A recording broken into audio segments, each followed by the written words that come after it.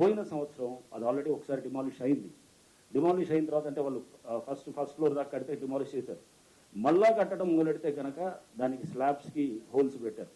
అయినా ఆపకుండా మళ్ళీ మూడోసారి కూడా వాళ్ళు చేసినప్పుడు దానికి ఇది పవర్ కనెక్షన్, అది కరెంట్ కనెక్షన్ డిస్కనెక్ట్ చేయమని చెప్పి కూడా రాసిన తర్వాత వాళ్ళు కోర్టుకు వెళ్ళి మళ్ళీ తీసుకొని వచ్చేసి మొన్న డిమాలిష్ చేశాము.